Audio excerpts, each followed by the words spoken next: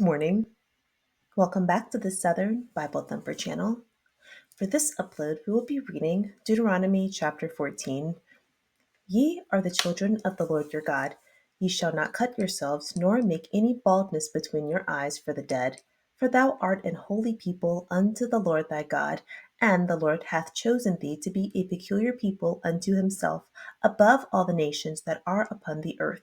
Thou shalt not eat any abominable thing. These are the beasts which ye shall eat: the ox, the sheep, and the goat, the hart, and the roebuck, and the fallow deer, and the wild goat, and the pygarg, and the wild ox, and the chamois, and every beast that parteth the hoof, and cleaveth the cleft into two claws, and cheweth the cud among the beasts, that ye shall eat.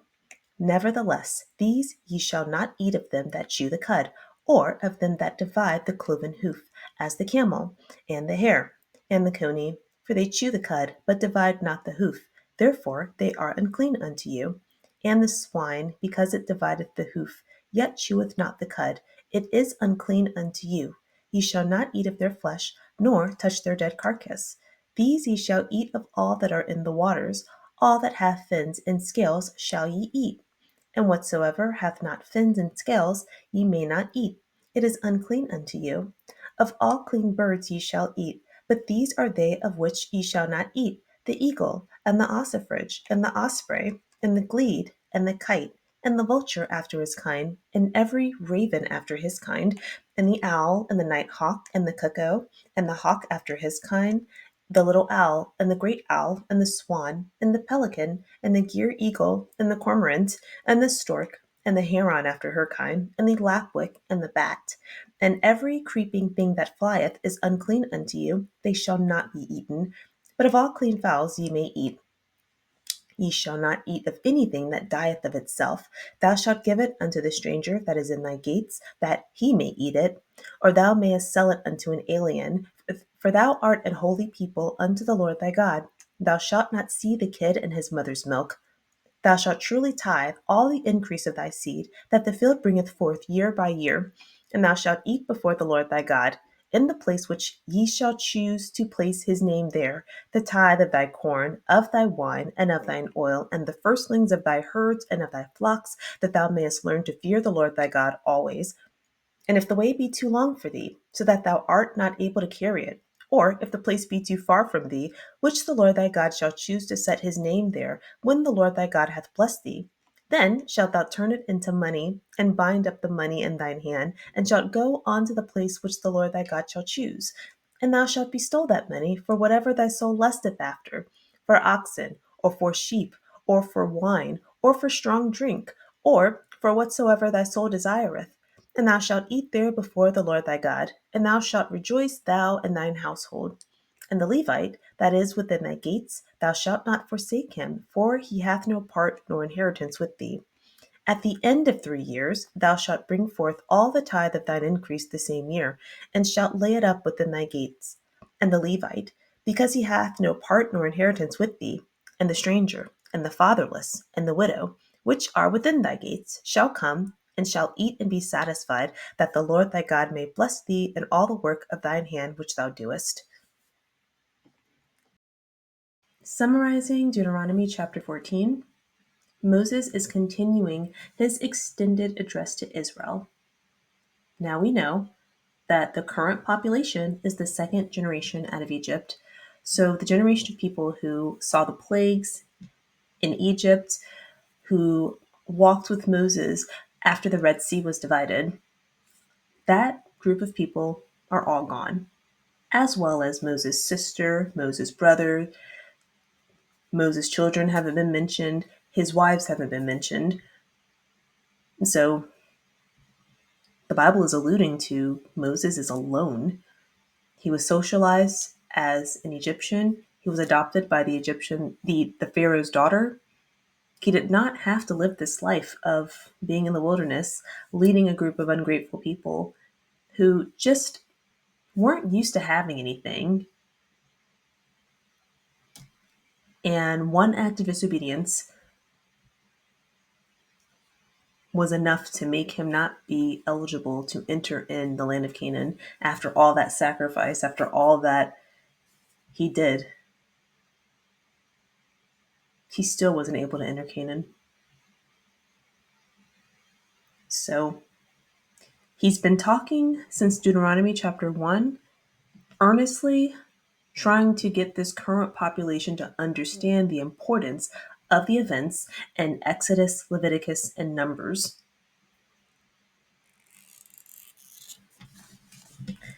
Verse 1, you are God's children. This is Moses talking to Israel. Don't cut yourselves or shave between your eyes to mourn the dead. Verses 2 through 3, God chose you to be a peculiar people. And it says here, this is the English Standard Version, and I'm reading from the King James. So it says here, God wanted you to be a peculiar people.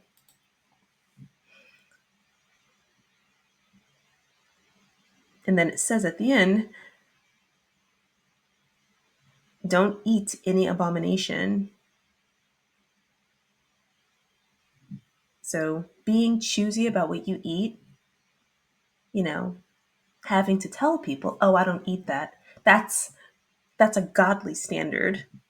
It's not just being cute. It is cute, but it's not just being cute. You understand? Being choosy about your diet, having the discipline to have a dietary restriction that you abide by as a lifestyle, that is a godly trait. Verses 4 to 6 list the animals that are clean to eat. And then the condition is listed. You can eat every animal that is both cloven-footed and chews the cud. So the animal that's clean has to both have hooves that are divided in two. That's what cloven-footed means.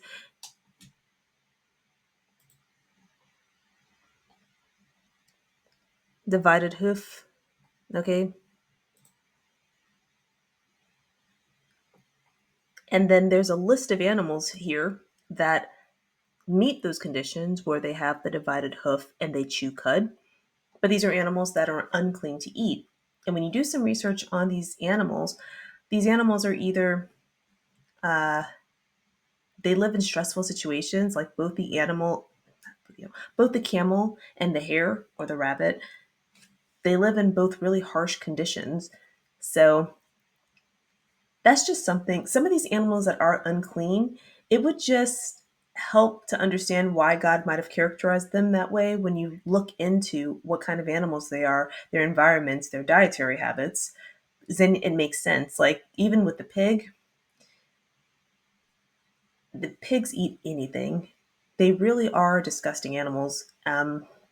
My grandparents, my mother's parents, they both grew up in Jim Crow.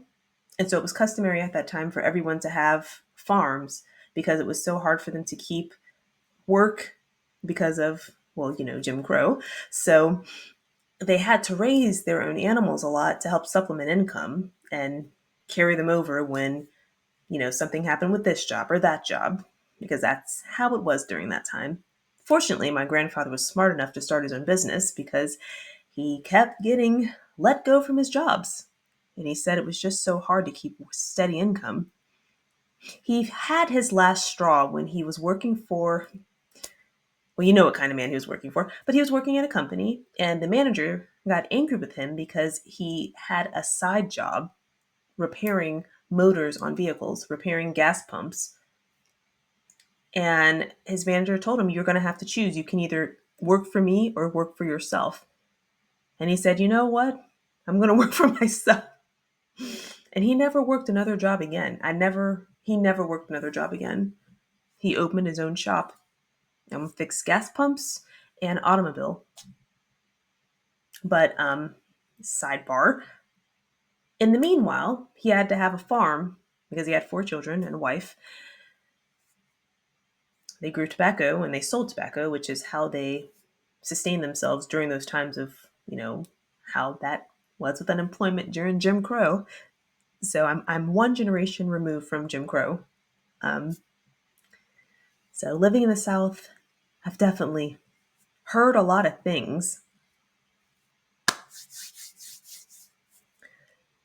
The point is, Swine was disgusting, and they would eat it because they raised it themselves, but they would talk about the extensive methods they would have to take to clean the animal just because it had parasites, it would have different things, and it wasn't something that they ate a lot of, and they raised it from birth.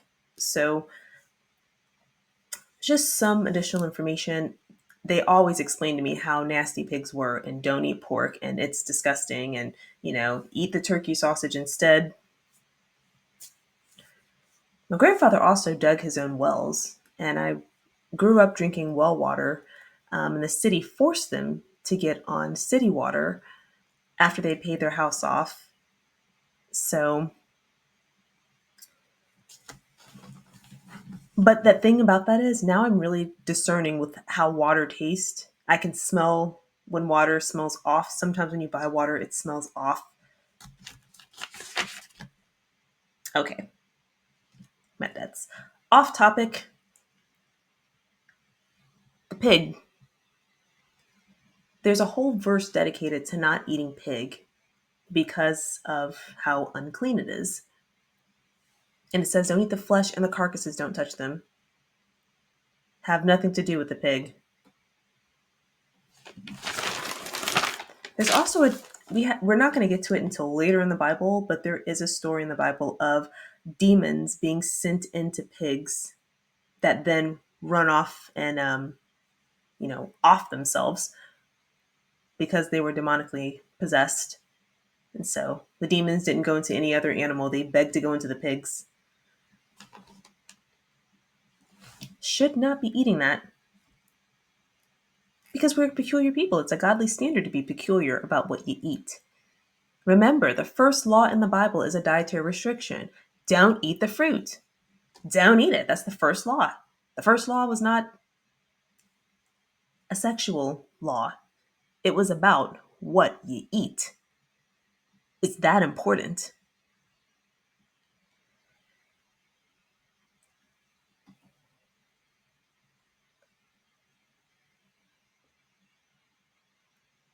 Verse 9. This is the verse addressing what animals in the waters that we are not supposed to eat. Fish have to satisfy the condition of having both fins and scales if the fish does not have both fins and scales. The fish is considered unclean for consumption. If you just go up and look up like shrimp, their dietary habits, they eat what's called marine snow, or there's another word for it, dintrin or dentin, something like that. But it's also called marine snow, and it's basically the shedding of skin, the feces, when it gets broken up by water and combined with other things in the water, it falls to the bottom because shrimp are bottom feeders. It also is really destructive to the environment to farm them because the only way to get to the bottom, they have to do what's called trawling, which is taking a huge net, dropping it from the surface, and trying to get all the way down to the water and capturing everything in between. And so coral reefs get damaged, other animals get damaged and hurt. Um, and it's very expensive to do this as well. So, in addition to it being unclean, it's also damaging to the environment to farm them. And it's very interesting to read about like lobster, crab, uh, shrimp. So I'm going on and on, but I wrote about it and I have it as a post. Just something to read.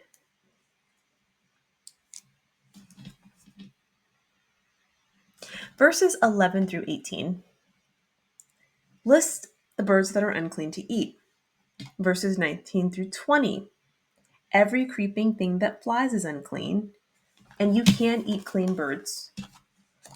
Verse 21, do not eat anything that has died naturally, but you can sell it or give it to a visitor or an outsider.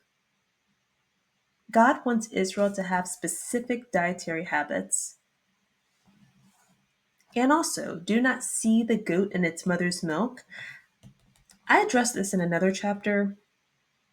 It's and because Islam and Judaism are both Abrahamic religions, they also abide by the rules of the Old Testament. So in the Jewish custom, they don't eat cheese, they don't eat dairy and meat together. And then I think Islam works by the same thing, but I know it is for Judaism. But Judaism, they call their dietary restriction kosher, and Islam halal, and they are really serious about it. Could make a comment, but I'm not going to make a comment. Verse 22, thou shalt tithe all of the increase of thy seed or crops that the field produces yearly. So tithe is mentioned as an action word in this chapter. Interesting. Then it says in verse 23, eat your special gifts to God in the place that God reveals to you. Because again, they don't have a worship area. They haven't gone into the land of Canaan yet. All Moses has done was give them boundaries or property lines on where families are supposed to live. But God has not revealed what church or what worship center he wants built. And right now that they're in the desert, they have a portable tabernacle. They don't have a stationary because they're wandering in the wilderness. In verse 24, if the place that God chooses, the place of worship, if it's far from you, get money to purchase the animal. And then, or get money to purchase the animal, but you can also purchase wine or strong drink. And then you go to this place of worship and you eat it and rejoice with your household. So you and your family, you take this food and you go celebrate. That's what the tithe is for. The tithe is to have a joyous celebration with other people in a common area. And it says here it's yearly, but we're going to see it again, verse 27. Do not neglect the Levite who is within your towns. He has no portion or inheritance for you. So after it says here to take take the tithe of the crops, take it to the place of worship, eat it, and don't forget about these people who don't have an inheritance. Don't forget about these people. So every 3 years, bring out your tithe. And the Levite, because he has no inheritance. And it names a couple of other people. The Levite, the sojourner or the stranger, the fatherless, and the widow. All these people that live in your town, they should come and eat. So the tithe that is brought to the church is for you and your household, but it's also for these people who don't have an inheritance, who don't have a father, who don't have a husband. The stranger. The tithe is supposed to be for the people who don't have.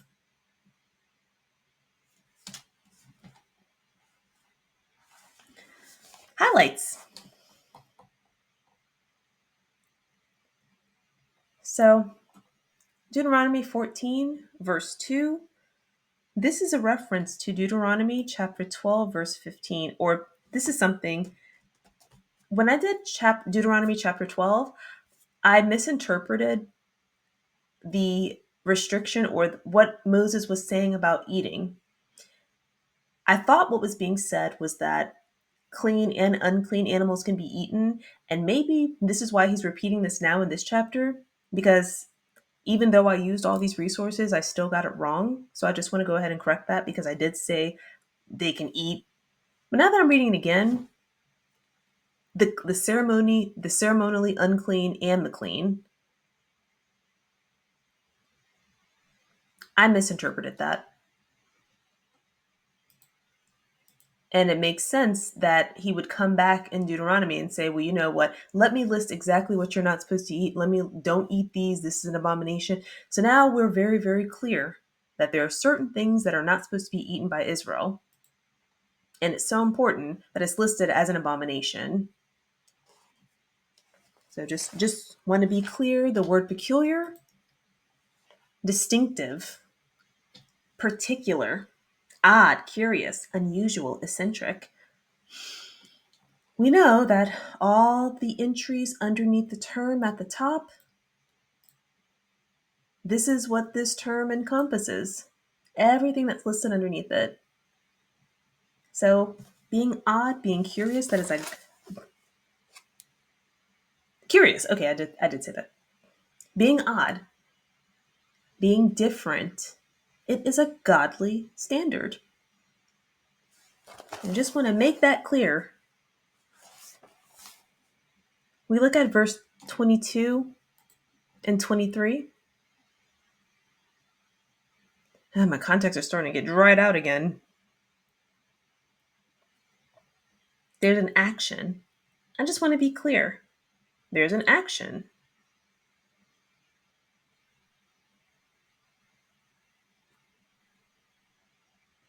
Also, verse 28, the action.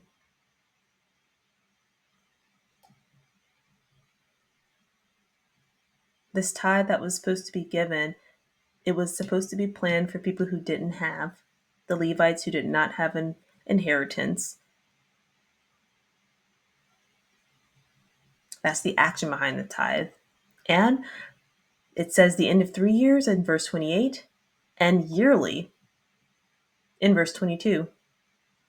So that's the time frame, how often tithe is supposed to be given to this place of worship. Just want to, that's what the Bible says, yearly and every 3 years. So just reading what the word says because I'm trying to find some answers myself. Also, verse 26 I thought was really interesting because when we looked at Leviticus 10, verse 9,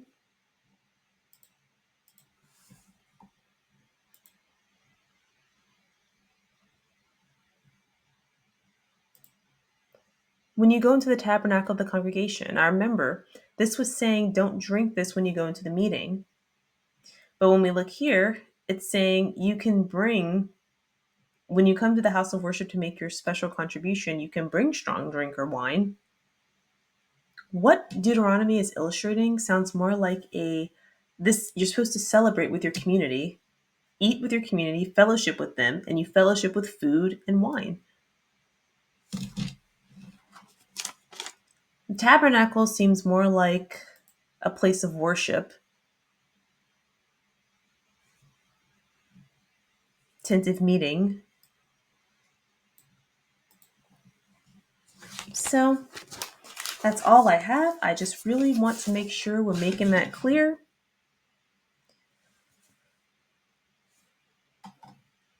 I didn't mean for that to come up. Just want to make sure we're making that clear that we're supposed to be a peculiar people. And peculiar means not eating just anything. Thank you so much for clicking on the video. I love you. I love you so much. Jesus loves you. Me and you are going to have a wonderful week, a wonderful day. We are going to be blessed. We are not going to say negative things about ourselves or other people, no matter how true they are. We can just keep it to ourselves. Maybe that was more for me than you, because I've got a lot of comments. Thank you for clicking on the video. God bless you. The next upload will be Deuteronomy chapter 15. I'm excited. We've only got 20 more chapters, and then we're going to be in the book of Joshua, and we're going to see how that young man handles this very tall order of leadership. He's coming in inexperienced behind Moses. I'm interested to see what he does. Have a good day.